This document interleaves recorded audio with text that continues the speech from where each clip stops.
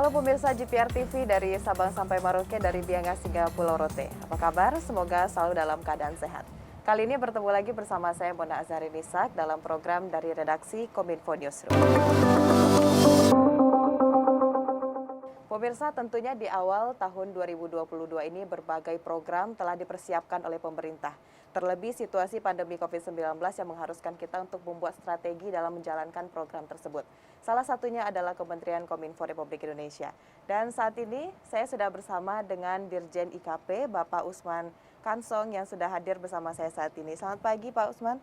Selamat pagi Mona. Baik, sehat ya Pak ya awal tahun 2022? Alhamdulillah sehat, semoga sehat terus. Semoga sehat terus. Baik, ini Pak kita kalau 2022 tahun baru memulai segalanya dengan sesuatu yang baru, semangat baru. Tentunya kita juga telah mempunyai strategi di sini Pak. Ada target-target, ada program-program yang telah dipersiapkan oleh instansi pemerintahan, termasuk juga Kominfo. Nah Ya, sejauh ini kalau Kominfo apa saja target yang telah dipersiapkan dan bagaimana kita menyusunnya untuk tahun 2022 ini mungkin bisa dijelaskan Pak Dirjen. iya. Jadi salah satu yang akan dikerjakan dan diprogramkan oleh Kominfo adalah transformasi digital. Oke. Ya, transformasi digital kita mempersiapkan infrastruktur digital. Ya, ada target-targetnya berapa ribu desa yang tahun ini mestinya sudah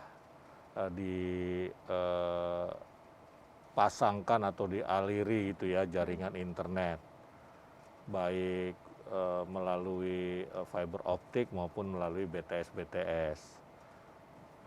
Kita bukan cuma menyiapkan transformasi digital, kita bahkan menyiapkan ekosistem digital, ekonomi digital. Nah, karena itu kita pun harus mempersiapkan sumber daya manusia. Ya, sumber daya manusianya kita punya beberapa program, misalnya literasi digital, kemudian juga digital talent scholarship, ada juga digital leadership academy. Nah, ini untuk mempersiapkan talenta atau SDM yang siap memasuki dunia digital. Nah, selain itu juga kita seperti saya sampaikan tadi terlibat dalam pembentukan ekosistem ekonomi digital. Karena itu kita terlibat misalnya dengan program Bangga Buatan Indonesia, ya, BBI begitu.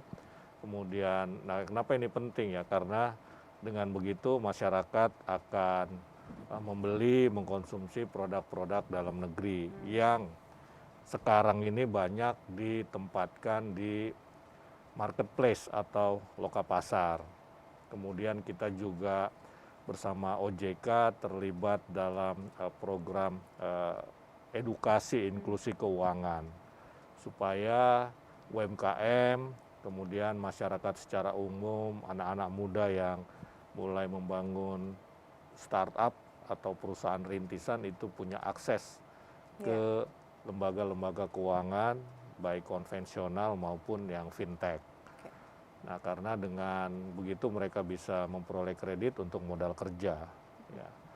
Nah, selain itu dari sisi komunikasi publik banyak hal yang harus kita lakukan di 2022. Yang terpenting adalah komunikasi publik G20. Kita sejak 1 Desember 2021 sudah menjadi presidensi G20 hingga Oktober atau November tahun 2022. Ditjen IKP punya tugas mengkomunikasikan kepada publik ya segala hal terkait dengan G20.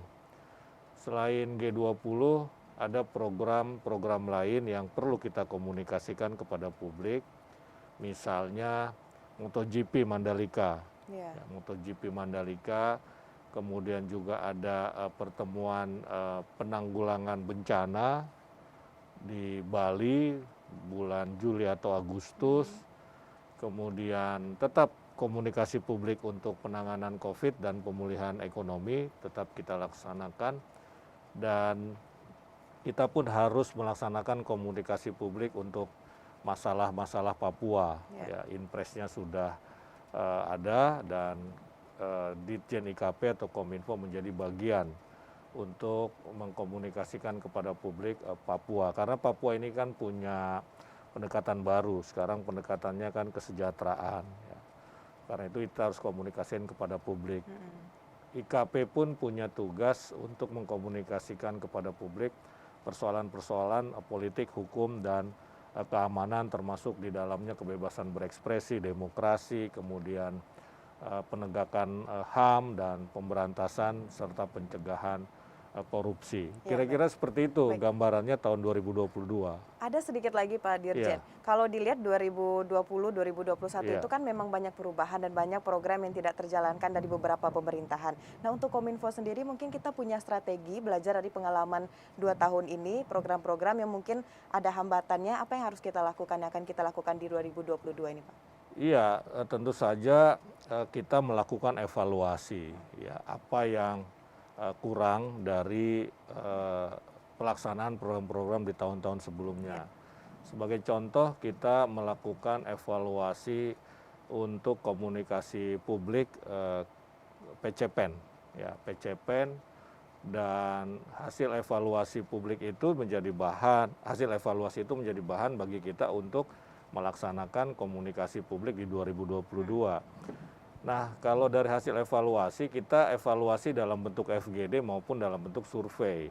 Dalam bentuk FGD ada banyak masukan, ya misalnya kita ini barangkali tahun 2022 akan lebih banyak komunikasi untuk pemulihan ekonominya, karena COVID-nya relatif melandai. Tapi kita tetap akan lihat perkembangan, karena ada Omikron, kan begitu kan. Nah, kemudian kita juga melakukan survei dan ternyata dari survei komunikasi publik kita relatif efektif dalam mengubah perilaku masyarakat begitu kan. Nah, tetapi masih ada ruang yang harus kita isi ya. Misalnya kalau dari skala 1 sampai 5 itu kan kita dapatnya 4 lah rata-rata. Ya kita masih bisa mengisi satu lagi kan, 1 poin lagi. Berarti evaluasi tetap kita evaluasi jalankan kita ya, lakukan dan dari evaluasi itu kita memperbaiki program di tahun depan pelaksanaannya seperti apa. Baik, terima kasih Pak Dirjen. Nanti kita akan bahas lagi seperti apa peran komunikasi publik ini tadi disampaikan juga oleh Bapak dalam mengubah sikap atau perilaku masyarakat. Dan pemirsa, tadi kita sudah bahas seperti apa yang dijelaskan oleh Pak Dirjen mengenai target dan juga strategi di tahun 2022 untuk Kominfo RI. Dan setelah ini kita akan bahas lagi pada segmen kedua, tetap di Kominfo Newsroom.